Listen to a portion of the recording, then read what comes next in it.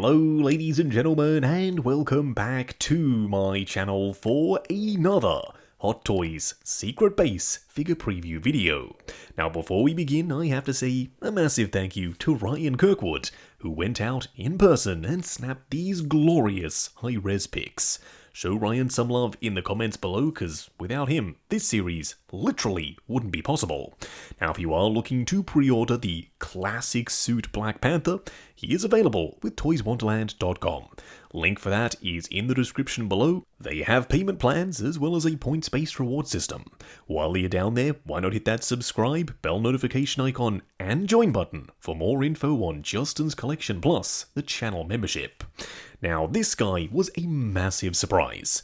If we were going to get another Black Panther, I would have put money on it being from Wakanda Forever. But this one is billed as the classic suit from the Black Panther Legacy line. Now I do have to say, RIP to the late actor Chadwick Boseman.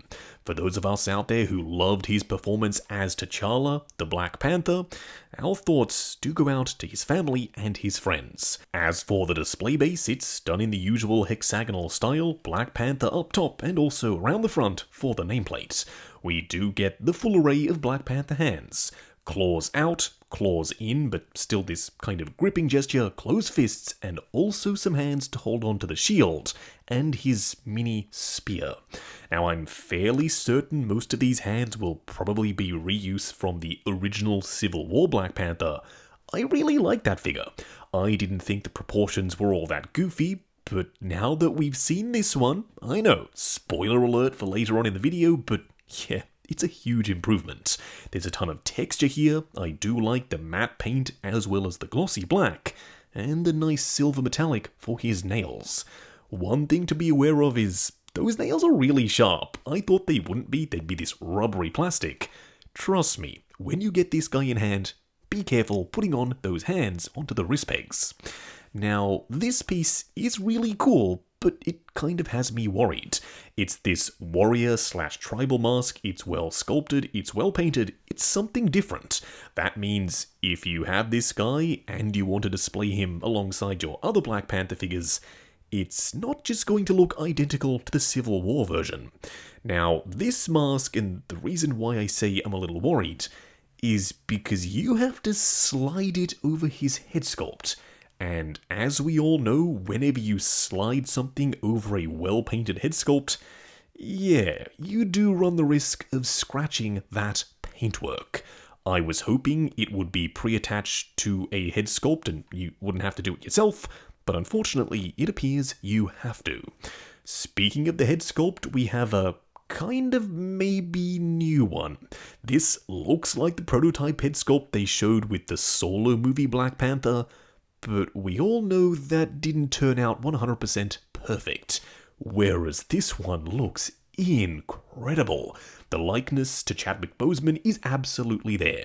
The paint applications, the expression, the texture for the beard and the hair. Oh yes, if we get this with the final product, a lot of people, including me, are going to be very, very happy. Hot Toys, do this man justice. Make sure the head sculpt for the final product looks this darn good. Do let me know down in the comments, do you like this head sculpt? Do you think it's better than the one we got with the solo movie suit? Because I, for one, definitely do. Now, as I mentioned before, the display base is pretty simple. We do just have a regular Black Panther logo up on top, because this is based off his appearance in the first movie. Now, you might be thinking, oh, he wasn't wearing this suit in the first movie. Well, actually go back and watch it again. At the start, he was. One of the biggest changes with the figure itself, though, is that they've done away with the split-cut design for the ankle. Normally I'd be complaining because I love a good split-cut boot design, but here it's not really necessary. Now the foot looks almost entirely seamless, except for that really ugly wrinkle, and they've been able to add toe articulation, which for a character like Black Panther crunching down and leaping, it's absolutely necessary. Now, onto the suit itself, it looks really good, and quite surprisingly, significantly different. I wasn't expecting this suit at all, so yes, I am pleasantly surprised. The original suit did still have a ton of texture, but this one looks properly layered. What do I mean by saying that? Well, it's not just a bunch of different patterns sculpted onto one flat surface. This actually looks like multiple different pieces of material laid over the top of a base suit layer. You can tell because on some of the glossy sections, you can still see the texture of the undersuit poking through.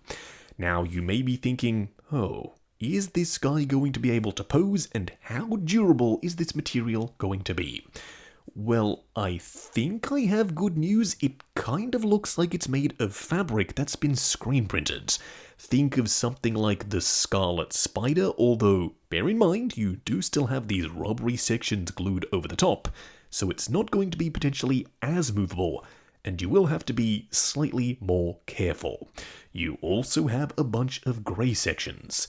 Now, right now, as I'm recording this video, I am looking at my Civil War version, and those grey sections simply aren't present.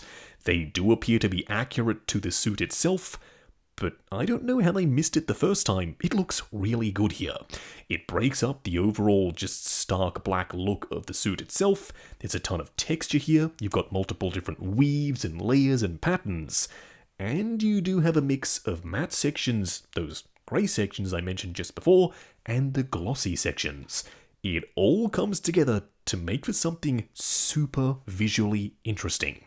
And when you have it alongside the original, yeah, it's going to be a really stark difference. And we haven't even mentioned the body yet. It's bigger, it's beefier, it's more well-toned, it's much more proportionate. This guy looks really good. I know I've already said that, but I can't get over how many changes Hot Toys have made. Now, that begs the question, how safe are all of our other Hot Toys original figures? Are they going to reissue them? Are they going to remake them? Are we ever going to have that perfect final version? Or are Hot Toys going to continue to improve over time and continuously update the back catalogue of previous releases? Do let me know what you prefer. Would you rather them just make it once and do it perfectly and just never do it again? Or would you rather them continuously improve and as they figure out new processes and technologies, update classic fan-favorite suits? I personally don't really mind. I like the new and improved versions. Now, we do get the mini spear from the Solo movie figure, but this is a brand new accessory. And it looks awesome. The reason I say that is because this is all sculpted and painted, but it looks like real fur. Hot Toys, you all have nailed it. The texture is on point. It's well painted. I love that feathered brown stripe down the middle and all the little spots. Plus, we do have this little spike pole thing up the top and bottom.